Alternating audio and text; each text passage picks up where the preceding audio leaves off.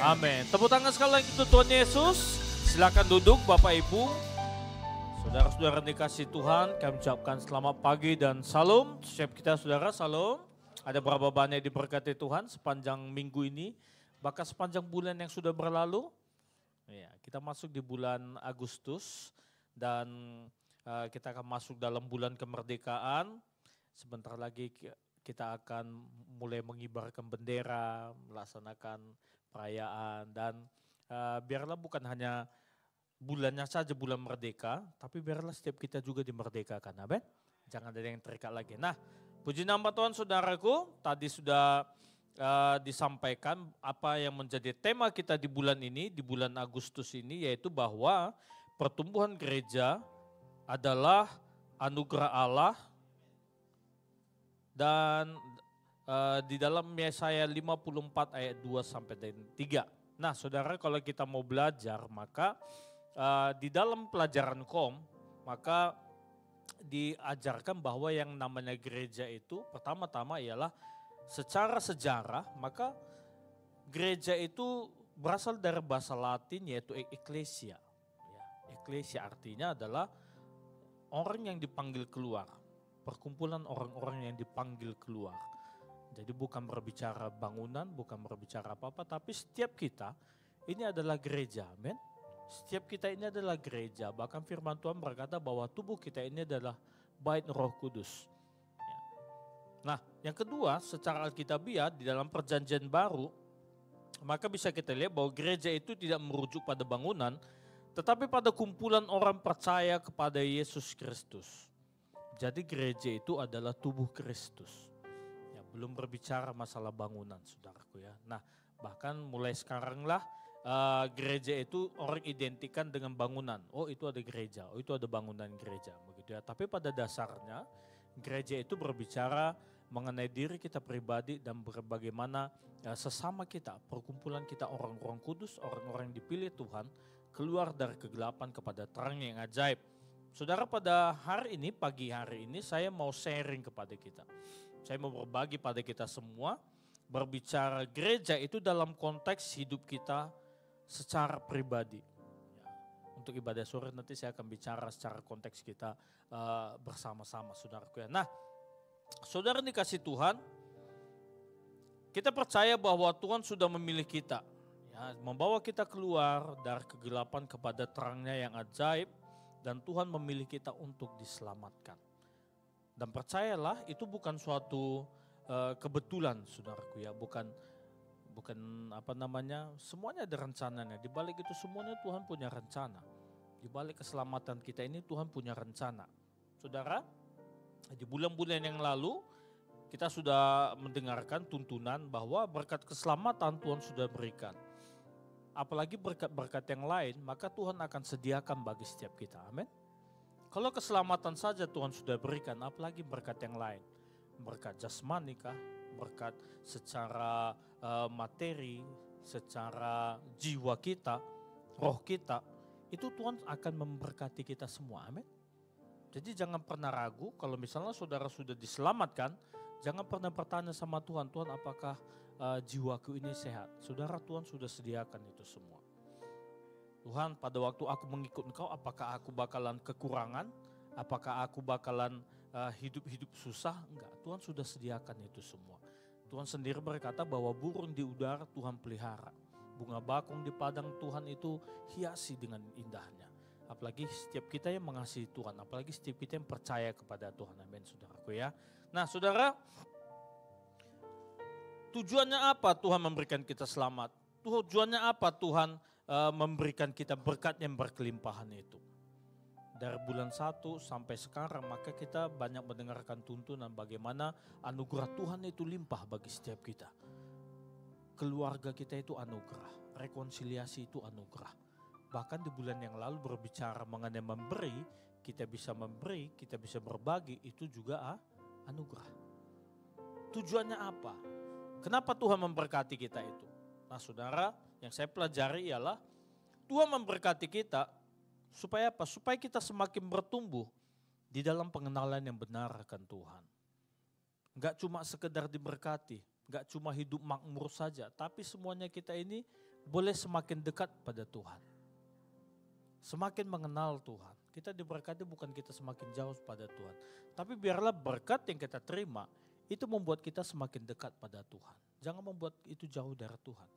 Kenapa? Ada banyak kejadian orang ya, pada waktu belum diberkati, pada waktu masih hidup susah, maka dia dekat sama Tuhan. Begitu sudah diberkati dengan berlimpah-limpah, dengan luar biasa, dia mulai bilang, saya sibuk. Kok nggak ibadah lagi? Iya sibuk, bisnis di mana-mana. Gitu ya. Nggak sempat lagi untuk beribadah, bisnis di mana-mana. Nah Tuhan mau pada waktu kita diberkati, kita semakin dekat pada Tuhan.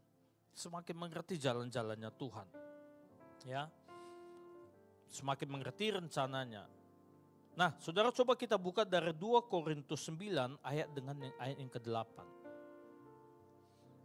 2 Korintus 9 ayat yang ke-8. Ya.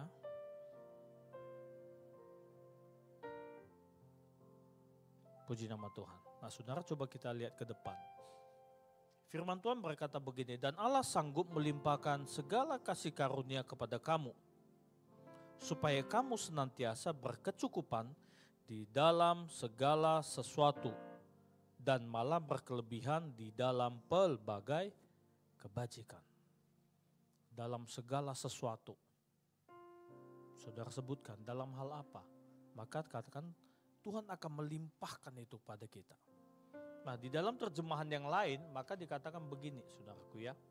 Terjemahan sederhana Indonesia dikatakan, ingatlah bahwa Allah sanggup menunjukkan kebaikan hatinya kepadamu dalam segala hal. Sehingga keperluanmu selalu tercukupi, bahkan lebih dari cukup.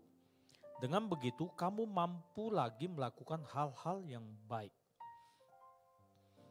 Tuhan sanggup limpahkan itu semua. Supaya apa? Supaya kita berkecukupan, berkelimpahan untuk melakukan hal-hal yang baik.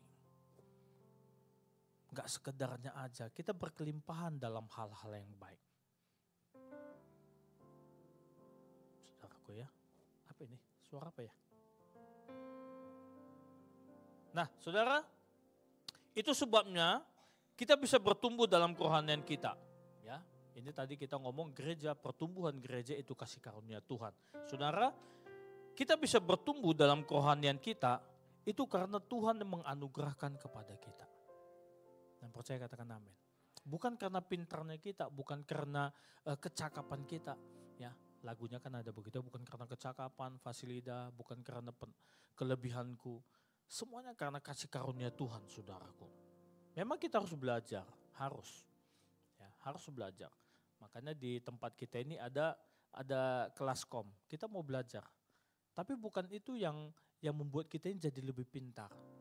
Saudara pasti pernah punya pengalaman. Saya pernah punya pengalaman. Sebelum ikut Tuhan, sebelum saya serahkan diri saya pada Tuhan, maka saya coba baca Alkitab. Jangankan satu pasal, satu ayat saja pun sudah mulai mengantuk sudah. Jangan berharap satu pasal lah gitu ya kan.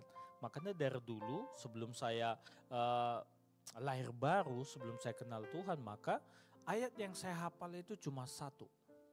Sada Musa sada ayat sada. Cuma itu.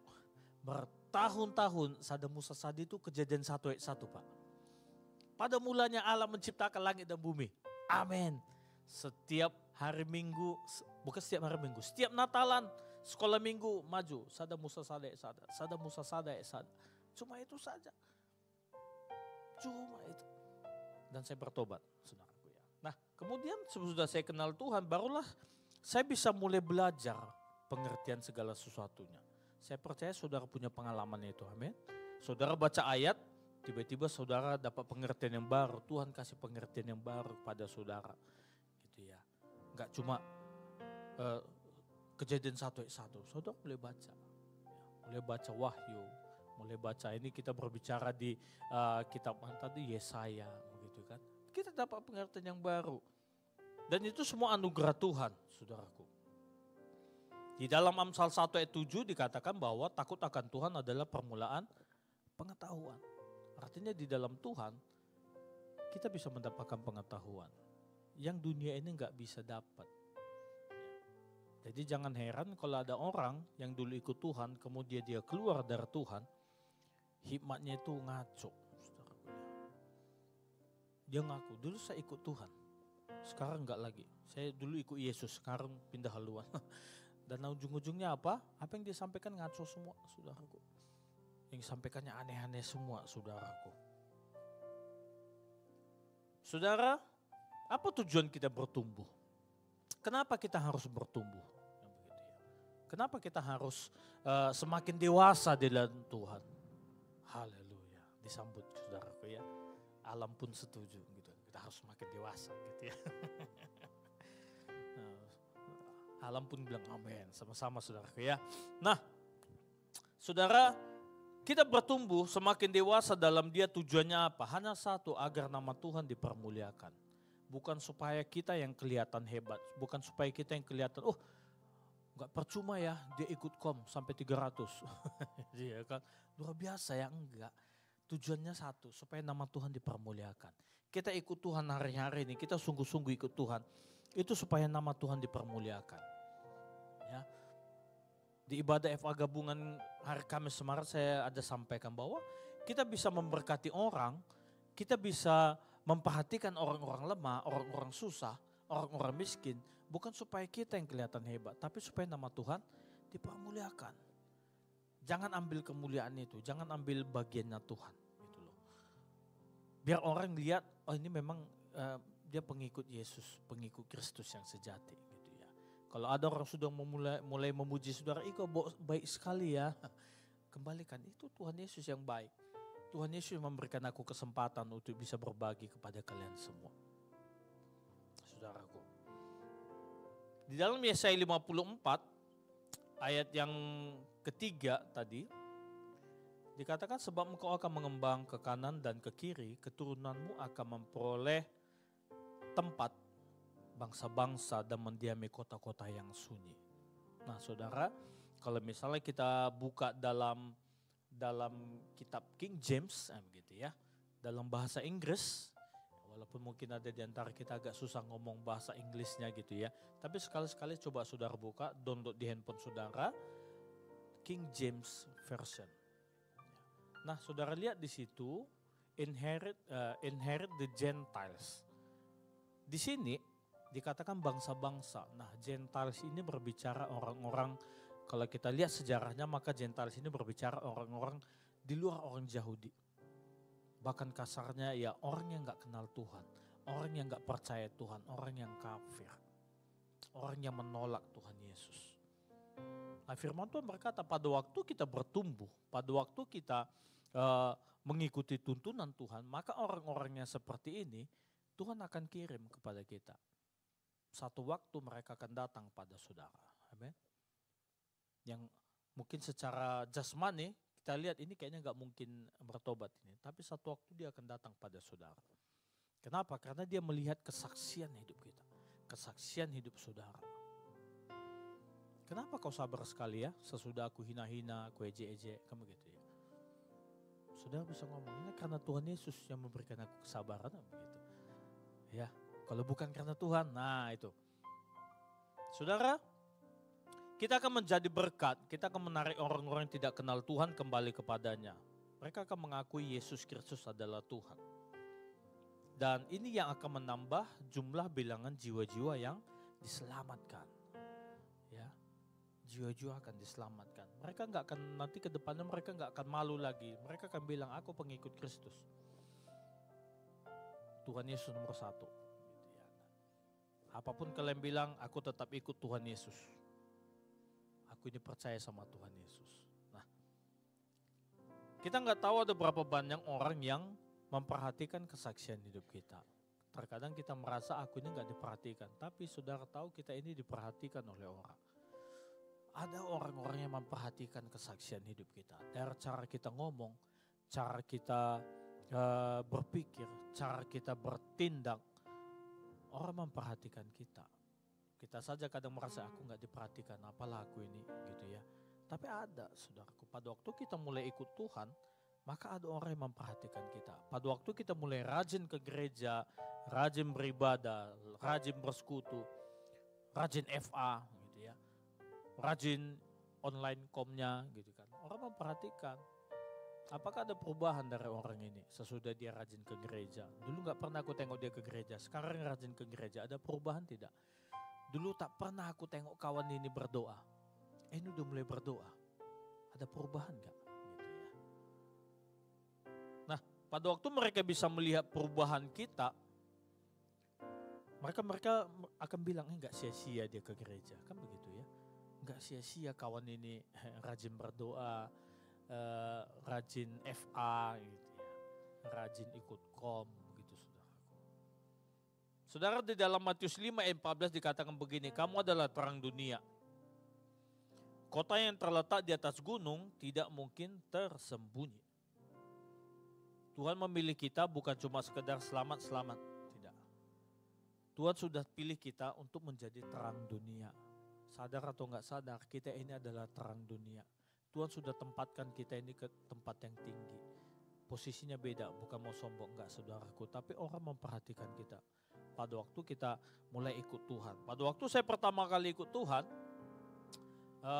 saya lahir baru, kemudian saya dibaptis. Maka kakak saya dulu bilang begini, beda mukamu sekarang ya. Beda apanya gitu. Sesudah dibaptis kok beda ya gitu kan. Saya pikir, perasaan waktu dibaptis saya nggak mandi pakai sabun lah gitu ya kan. Tapi wajah itu berbeda gitu loh. Ada perubahan. Dan orang pun bisa ngelihat ini ada perubahan gitu. Ya. Ada perubahan. Ada satu lagu, dulu saya dengar lagu ini sudah lama sekali saudaraku ya. Lama sekali. Dan kemarin saya diingatkan lagi lagu ini saudaraku ya. Ini lagu sekolah minggu. Tapi kalau kita nyanyikan ini luar biasa saudaraku ya. Liriknya seperti ini. Kamu adalah garam dunia. Janganlah menjadi tawar. Kalau garam itu menjadi tawar, dengan apakah dia diasinkan? Tiada lagi gunanya. Tiada lagi gunanya selain dibuang. Tiada lagi gunanya selain diinjak orang. Nah, kita katakan begini. Kamu adalah terang dunia. Kamu adalah terang dunia. Jangan jadi padam. Janganlah menjadi padam. Demikianlah hendak terangmu bercahaya di depan sesamamu, supaya mereka melihat perbuatanmu yang baik, perbuatanmu yang baik, supaya mereka muliakan Bapamu yang di surga. Nah saudara, haleluya. Oke, nanti saudara bisa lihat di YouTube bawah sini saudara. Nah saudara, Tuhan mau kita ini bercahaya. Tuhan mau kita ini memberikan dampak bagi sekeliling kita. Amin. Jangan sampai kita ada di situ dan kita tidak ada di situ. Orang nggak ngaruh. Dia datang nggak ngaruh. Tapi pada waktu kita datang, orang merasa, ada sesuatu yang berbeda ini. Pada waktu Bapak ini datang, ada sesuatu hal yang baik yang dibawa oleh Bapak ini. Itu sangat memberkati orang, saudaraku ya. Nah saudara, apakah untuk menjadi bertumbuh dewasa itu gampang? Saya mau katakan tidak gampang, saudara. Amin. Untuk bisa menjadi dewasa, untuk bisa mengenal Tuhan lebih lagi itu tidak gampang. Ada proses yang harus kita lewati, saudara. Saya pernah kasih contoh mengenai bagaimana kita harus, bagaimana seorang petani itu kalau misalnya dia menanam sebatang pohon, maka untuk mendapatkan buah yang baik, maka ada proses untuk pohon ini. Ya, bahkan di Alkitab dikatakan, dalam Yohanes 15 ayat 2 dikatakan gini, Tuhan untuk setiap ranting yang berbuah itu akan dibersihkan. Ya, Yohanes 15 ayat yang kedua. Pada waktu kita mulai berbuah, maka justru di situ kita dibersihkan. Apakah dibersihkan itu enak? Gak enak. Kenapa? Karena kita lagi di posisi nyaman ini. Kita lagi di posisi comfort place-nya kan begitu ya, comfort zone-nya. Nah, di situ dibersihkan dan itu nggak nyaman. Daunnya digunting, kemudian batangnya harus agak dilukain sedikit. Yang punya batang pohon di rumah pasti tahulah ya. Saya punya 2 batang pohon di rumah. Itu yang saya lakukan dan dia mulai berbuah. Dan pada waktu saya ngomong sama teman-teman yang petani pun mereka melakukan hal yang sama. Ya mungkin ada hal-hal yang nyaman dalam hidup kita, tapi Tuhan bersihkan. Pada waktu kita bilang Tuhan aku mau berbuah, maka Tuhan akan bersihkan itu. Dan jangan pertahankan itu, amin. Lepaskan itu, kalau memang itu mau dibersihkan, dibersihkan saja saudaraku. Ya. Dan untuk orang-orang yang dewasa, maka dalam Ibrani 5:14 dikatakan, untuk orang dewasa maka akan ada makanan keras. Makanan keras itu yang mungkin kalau kita tahu makanan keras itu nggak enak gitu ya kan. Makanya terkadang ada teman-teman ngomong begini, kalau makan, kenapa obat ini rata-rata pahit ya gitu. Saya bilang kalau mau manis itu ya yang Bodrexin itu manis. Tapi rata-rata obat itu pahit. Amin. Ada obat lagi yang manis? Kecuali untuk anak-anak saudaraku ya. Nah saudara, makanan keras itu akan diberikan Tuhan pada kita, diizinkan Tuhan pada kita supaya apa? Supaya kita mempunyai panca indera yang terlatih untuk membedakan yang baik dan yang jahat. Jadi kalau misalnya ada makanan keras yang kita terima, jangan langsung dimuntahkan, jangan langsung ditolak. Bisa jadi itu untuk membuat kita semakin dewasa, membuat kita semakin mengerti, oh Tuhan ternyata ini rencananya. Ternyata ini rencana Tuhan. Makanya orang dewasa, untuk kita bisa menjadi dewasa dalam pengenalan yang benar akan Tuhan, ada prosesnya. Ada prosesnya. Jangan berharap ikut Tuhan itu lempang saja kayak jalan tol. Tuhan akan izinkan prosesnya kepada kita semua, saudaraku. Bahkan dalam 1 Petrus 2 ayat 19 dikatakan begini. Sebab adalah kasih karunia jika seorang karena sadar akan kehendak Allah, menanggung penderitaan yang tidak harus dia tanggung. Ini agak berbeda saudaraku ya. Melakukan kehendak Allah kok dapat apa ya, dapat penderitaan ya. Pada waktu aku mau melakukan firman Tuhan, pada waktu aku mau berjalan sesuai dengan jalannya Tuhan, kok malah ini yang datang. Artinya orang yang dewasa itu prosesnya pasti lebih lagi. Pada waktu kita mau dewasa, ada prosesnya. Ya. Jangan langsung mundur saudaraku. Secara daging itu memang tidak enak. Pasti gak enak. Ya proses itu gak enak. Gak enak. Tapi itu akan mendewasakan kita. Saudara, apa yang harus kita lakukan agar kita bisa bertumbuh sehat secara rohani, saudaraku? Apa yang harus kita lakukan? Begitu ya. Pribadi lepas pribadi. Pertama saya mau katakan kita harus tetap melekat dengan Tuhan, tetap tinggal dalam Tuhan. Makanya saya katakan tadi kalau ada orang yang dulu kenal Tuhan, setia melayani Tuhan, kemudian dia meninggalkan Tuhan, perhatikan omongannya pasti mulai aneh-aneh, saudaraku. Jangan heran. Ya. Jadi kalau ada orang saudara bilang, "Oh, itu kayaknya dulu dia setia mengikut Tuhan, sekarang enggak lagi." Makanya omongannya mulai aneh, saudaraku. Mulai melenceng ke sana kemari. Artinya kita harus tetap tinggal dalam Tuhan. Melekat dengan Tuhan. Tanya sama Tuhan, Tuhan maunya apa dalam hidup kita ini? Yohanes 15 ayat 4 dikatakan, tinggallah di dalam aku dan aku dalam kamu. Sama seperti ranting, tidak dapat berbuah dari dirinya sendiri kalau ia tidak tinggal pada pokok anggur. Demikian juga kamu tidak berbuah jika kamu tidak tinggal di dalam aku. Ini peringatan Tuhan, saudaraku. Kita nggak bisa ngomong, di luar Tuhan pun aku bisa buah kok, berbuat baik. Nggak bisa. Firman Tuhan berkata seperti ini, saudaraku. Ya, jangan pernah merasa aku jarang beribadah, gak ikut tuntunan pun bisa kok tetap melayani. Nggak bisa, saudaraku. Kita harus tetap tinggal dalam Tuhan, kita harus tetap tinggal dalam pokok anggur itu, supaya apa? Kita bisa berbuah. Di luar dia kita nggak bisa berbuat apa-apa. Ya, di luar dia nggak bisa apa-apa, saudaraku. Jangan pernah tinggalkan Tuhan, saudaraku ya. Saudara, dalam Tuhan ini sama Tuhan statue pun nggak boleh, saudaraku ya. Jangan pasang setelan sama Tuhan. Tuhan, aku statue sama Tuhan. Nggak boleh, saudara. Itu aja nggak boleh, apalagi meninggalkan Tuhan. Amin. Ya, jadi lagu ini tidak berlaku kalau hubungan kita sama Tuhan, saudaraku.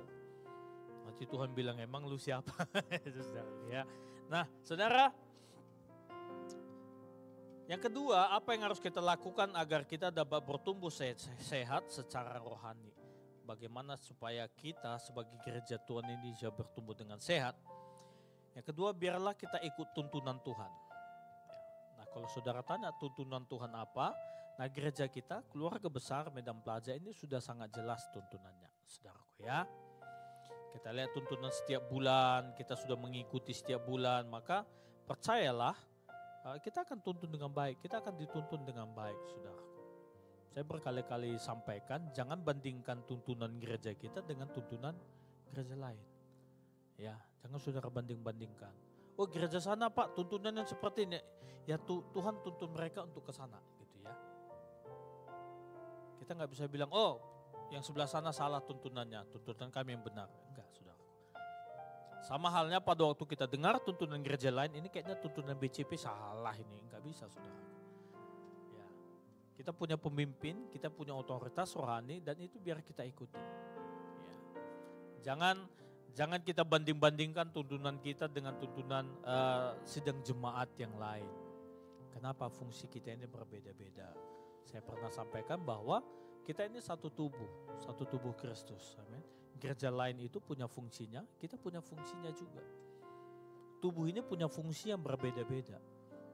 Ada mungkin gereja itu fungsinya sebagai tangan, ada fungsinya sebagai kaki, ada fungsinya mungkin sebagai ya saya katakan mungkin organ dalam, bagian usus besar, bagian jantung. Jadi nggak bisa dibandingkan. Bahkan firman Tuhan bilang begini, kalau misalnya seluruh anggota tubuh itu tangan, ini mau jadi apa gitu ya. Kaki nggak boleh protes kan gitu kan.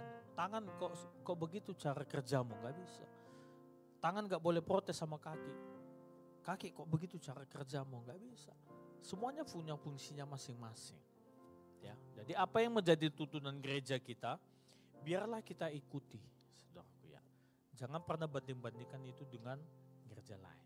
Katakan amin, saudaraku. Dari awal tahun tadi saya sudah sampaikan, kita sudah banyak mendengarkan tuntunan ya. Setiap bulan, saudaraku ya. Mengenai keluarga, rekonsiliasi, mengenai memberi, mengenai Roh Kudus, semuanya, saudaraku. Tujuannya apa? Sekali lagi supaya kita semakin serupa dengan Dia. Supaya kita semakin serupa dengan Tuhan. Supaya kita semakin mengerti jalan-jalannya Tuhan. Bukan supaya mau aneh-aneh, enggak, saudaraku ya. Kita ikut tuntunan ini. Bulan ini berbicara bagaimana pertumbuhan gereja, biarlah kita ikuti tuntunan ini. Kita semakin bertumbuh di dalam Tuhan, saudaraku. Kita buka ayat terakhir, saudaraku. 1 Tesalonika 5 ayat 23.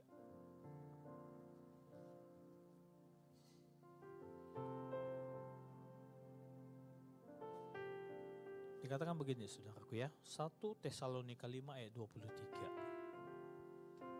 5:23 ya. Semoga Allah damai sejahtera menguduskan kamu seluruhnya. Dan semoga roh, jiwa dan tubuhmu terpelihara sempurna dengan tak bercacat pada kedatangan Yesus Kristus Tuhan kita.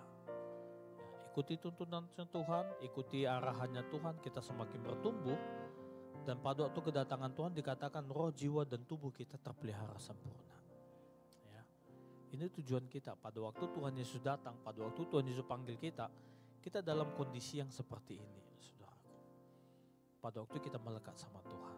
Kenapa? Kita jalan sesuai dengan jalannya Tuhan. Bukan jalan kita sendiri-sendiri, bukan kemauan kita sendiri-sendiri, tapi kita ikuti jalan Tuhan. Amin. Mari kita sama-sama bangkit berdiri. Mari kita satukan hati kita berdoa. Terima kasih ya Tuhan. Kami mau terus bertumbuh di dalam Engkau. Di dalam pengenalan yang benar akan Engkau. Kami tahu ada harga yang harus kami bayar. Tapi kami percaya harga yang kami bayar itu akan membuat kami semakin dewasa, semakin bertumbuh di dalam Engkau, semakin mengerti jalan-jalan-Mu ya Tuhan. Harga yang kami bayar, apa yang kami berikan Tuhan, itu akan mempermuliakan nama Tuhan. Apa yang kami lakukan itu menjadi berkat bagi orang-orang di sekeliling kami. Dan mereka mulai mengakui bahwa Yesus Engkau adalah Tuhan. Engkau Allah yang luar biasa, Allah yang sanggup mengubahkan setiap kami. Allah yang sanggup melimpahkan segala berkat, kasih karunia bagi setiap kami yang mengasihi Engkau ya Tuhan. Terima kasih ya Tuhan. Allah yang baik, Allah yang luar biasa ya Tuhan. Bapak, jikalau sementara kami mau masuk ke dalam perjamuan kudus-Mu ya Tuhan.